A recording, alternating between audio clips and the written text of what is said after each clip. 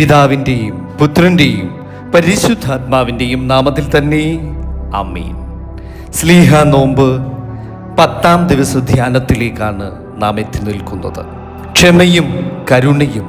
യേശുതമ്പുരാൻ അവനോട് 7 വട്ടമല്ല 70 വട്ടം ക്ഷമിക്കുക എന്ന് ഞാൻ നിന്നോട് പറയുന്നു എന്നാണ് വിശുദ്ധ മത്തായി എഴുതിയ സുവിശേഷത്തിൻ്റെ 18-ാം അധ്യായം 22-ാം വാക്യത്തിൽ നമുക്ക് കാണുവാൻ സാധിക്കുന്നത്.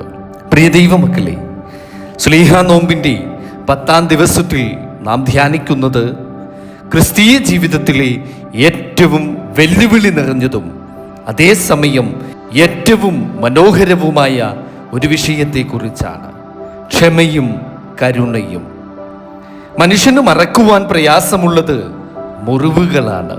വേദനിപ്പിച്ച വാക്കുകളും വഞ്ചനകളും അപമാനങ്ങളും പലപ്പോഴും നമ്മുടെ ഹൃദയത്തിൽ ആഴത്തിൽ പതിഞ്ഞു കിടക്കും. എന്നാൽ യേശുക്രിസ്തു നമ്മെ പഠിപ്പിക്കുന്നത് പ്രതികാരത്തിൻ്റെ വഴിയല്ല, മറിച്ച് ക്ഷമയുടെ വഴിയാണ്. ഇന്നത്തെ ധ്യാനത്തിൽ നാം ചിന്തിക്കുന്നത് പത്രോസിൻ്റെ ചോദ്യം, ദൈവത്തിൻ്റെ അളവില്ലാത്ത ക്ഷമ, അനുരഞ്ജനത്തിൻ്റെ വഴി എന്നീ 3 വിഷയങ്ങളെ കുറിച്ചാണ്. ഒന്നാമതായി പത്രോസിൻ്റെ ചോദ്യം. ഒരു ദിവസം പത്രോസ് യേശുതമ്പുരാന്റെ അടുത്തു വന്ന് ചോദിച്ചു, എൻ്റെ സഹോദരൻ എനിക്കെതിരെ തെറ്റു ചെയ്താൽ ഞാൻ എത്ര വട്ടം അവനോട് ക്ഷമിക്കണം? 7 പ്രാവശ്യം മതിയോ? കാരണം അന്നത്തെ യഹൂദ പാരമ്പര്യത്തിൽ 3 പ്രാവശ്യം ക്ഷമിച്ചാൽ മതിയെന്നായിരുന്നു അവരുടെ ധാരണ. അതുകൊണ്ട് പത്രോസ് 7 പ്രാവശ്യമെന്ന് പറഞ്ഞപ്പോൾ താൻ വലിയൊരു കാര്യം പറയുകയാണെന്ന് അവന് തന്നെ തോന്നിയിട്ടുണ്ടാവാം. എന്നാൽ യേശുതമ്പുരാന്റെ മറുപടി അത്ഭുതപ്പെടുത്തുന്ന ഒന്നായിരുന്നു. 7 വട്ടമല്ല 70 വട്ടം ക്ഷമിക്കുക എന്ന് ഞാൻ നിന്നോട് പറയുന്നു എന്നാണ് യേശുതമ്പുരാൻ അതിന് മറുപടി പറഞ്ഞത്. ഇത് ഒരു മനുഷ്യന്റെ കണക്കുകൂട്ടൽ പ്രകാരം 490 പ്രാവശ്യം എണ്ണി ക്ഷമിക്കണമെന്ന അർത്ഥത്തിലല്ല. ക്ഷമയ്ക്ക് ഒരു പരിധിയും വയ്ക്കരുത് എന്നതാണ് യേശുതമ്പുരാൻ ഇവിടെ നിർദ്ദേശിക്കുന്നത്. ദൈവം നമ്മോട് കാണിക്കുന്ന സ്നേഹവും കരുണയും അതളവറ്റതാണ്. അതുപോലെ തന്നെ നമ്മുടെ ക്ഷമയും അളവറ്റതായിരിക്കണം. രണ്ടാമതായി ദൈവത്തിൻ്റെ അളവില്ലാത്ത ക്ഷമ. നമ്മുടെ ജീവിതത്തിലേക്ക് ഒന്ന് തിരിഞ്ഞു നോക്കാം. എത്ര പ്രാവശ്യം ദൈവത്തെ നാം നിരാശപ്പെടുത്തിയിട്ടുണ്ട്? എത്ര പ്രാവശ്യം നാം തെറ്റുകൾ ചെയ്തിട്ടുണ്ട്? എത്ര പ്രാവശ്യം അവിടുത്തെ ഇഷ്ടത്തിന് വിരുദ്ധമായി നാം നടന്നിട്ടുണ്ട്? എന്നിട്ടും ഓരോ തവണയും ദൈവം നമ്മെ തള്ളിക്കളഞ്ഞില്ല. നാം പശ്ചാത്തപിച്ച് അവിടുത്തെ സമീപിക്കുമ്പോൾ ദൈവം വീണ്ടും വീണ്ടും നമ്മെ സ്വീകരിക്കുന്നതായിട്ടാണ് നമ്മുടെ ജീവിതത്തിൽ നമുക്ക് മനസ്സിലാക്കുവാൻ സാധിക്കുന്നത്. കുരിശിൽ തറയ്ക്കപ്പെട്ടുകൊണ്ടിരിക്കുമ്പോഴും യേശുതമ്പുരാൻ പ്രാർത്ഥിച്ചു, പിതാവേ, ഇവർ ചെയ്യുന്നത് എന്തെന്ന് ഇവർ അറിയായികയാൽ ഇവരോട് ക്ഷമിക്കണമേ എന്നാണ്. ഇതാണ് യഥാർത്ഥ ക്ഷമയുടെ പ്രാർത്ഥന. വേദനകളുടെ നടുവിലും കരുണ തിരഞ്ഞെടുക്കപ്പെടുന്ന ഒരു ഹൃദയം.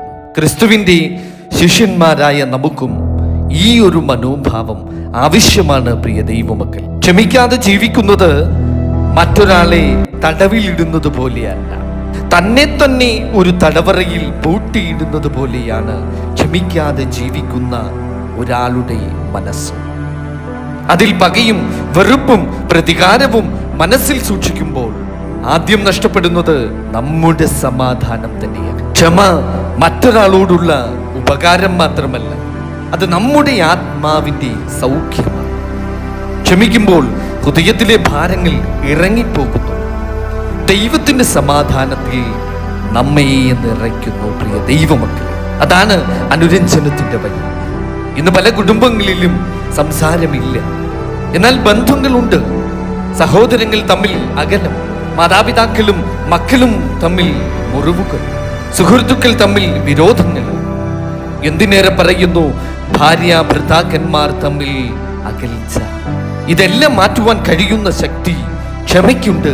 പ്രിയ ദൈവം, അനുരഞ്ജനം എന്നത് തെറ്റു സംഭവിച്ചിട്ടില്ലെന്ന് നടിക്കുന്നതല്ല, മറിച്ച് മുറിവിനേക്കാൾ സ്നേഹത്തെ തിരഞ്ഞെടുക്കുന്നതാണ്. യേശു നമ്മെ അനുരഞ്ജനത്തിന്റെ ശുശ്രൂഷയിലേക്ക് വിളിക്കുന്നു. ആദ്യം ക്ഷമിക്കുവാൻ തയ്യാറാകുക, ആദ്യം സംസാരിക്കുവാൻ തയ്യാറാകുക, ആദ്യം കൈ നീട്ടുവാൻ തയ്യാറാകുക. ദൈവം അത്ഭുതങ്ങൾ പ്രവർത്തിക്കും. പ്രിയ ദൈവമക്കളെ, നമുക്ക് ഒരാത്മപരിശോധന നടത്താം. ഇന്ന് എൻ്റെ ഹൃദയത്തിൽ ആരോടെങ്കിലും വിരോധമുണ്ടോ? ഞാൻ ക്ഷമിക്കാതെ പിടിച്ചു വച്ചിരിക്കുന്ന മുറിവുകളുണ്ടോ? ദൈവം എന്നോട് കാണിച്ച കരുണ ഞാൻ മറ്റുള്ളവരോട് കാണിക്കുവാൻ തയ്യാറാണോ? നാം ചിന്തിക്കുക. ഇന്ന് ഈ ധ്യാനത്തിലൂടെ ദൈവം നമ്മെ ഒരു തീരുമാനത്തിലേക്ക് വിളിക്കുന്നു. ക്ഷമയുടെ തീരുമാനം, സ്നേഹത്തിന്റെ തീരുമാനം, സ്വാതന്ത്ര്യത്തിന്റെ തീരുമാനം. പ്രിയ ദൈവമക്കളെ, നമുക്കൊരു നിമിഷം നമ്മുടെ കണ്ണുകൾ അടച്ച് പ്രാർത്ഥിക്കാം. കരുണാമയനായ സ്വർഗസ്ഥ പിതാവാം ദൈവമേ, അങ്ങ് ഞങ്ങളോട് കാണിച്ച അളവറ്റ ക്ഷമയ്ക്കായിട്ട് ഞങ്ങൾ നിന്നോട് നന്ദി പറയുന്നു. ഞങ്ങളെ വേദനിപ്പിച്ചവരോട് ക്ഷമിക്കുവാൻ ഞങ്ങൾക്ക് അവിടുന്ന് ശക്തി നൽകണമേ. പകയും വെറുപ്പും പ്രതികാര ചിന്തകളും ഞങ്ങളുടെ ഹൃദയത്തിൽ നിന്ന് അവിടുന്ന് നീക്കിക്കളയണമേ. സ്നേഹിക്കുവാനും ക്ഷമിക്കുവാനും അനുരഞ്ജനത്തിന്റെ വഴിയിൽ നടക്കുവാനും ഞങ്ങളെ അവിടുന്ന് പഠിപ്പിക്കണമേ. ഞങ്ങളുടെ കുടുംബങ്ങളിലും ഞങ്ങളുടെ ബന്ധങ്ങളിലും സമാധാനം പുനഃസ്ഥാപിക്കണമേ. ഞങ്ങളുടെ ഭവനങ്ങളിൽ സമാധാനം വിളയാടുമാറാകണമേ. ക്രിസ്തുവിന്റെ ഹൃദയത്തെ പോലെ കരുണയുള്ള ഒരു ഹൃദയം ഞങ്ങൾക്ക് നൽകണമേ. യേശു ക്രിസ്തുവിന്റെ നാമത്തിൽ ഞങ്ങൾ പ്രാർത്ഥിക്കുന്നു. പ്രാർത്ഥന കേൾക്കണം പിതാവേ. ആമേൻ. സ്തോത്രം. ഹല്ലേലൂയ.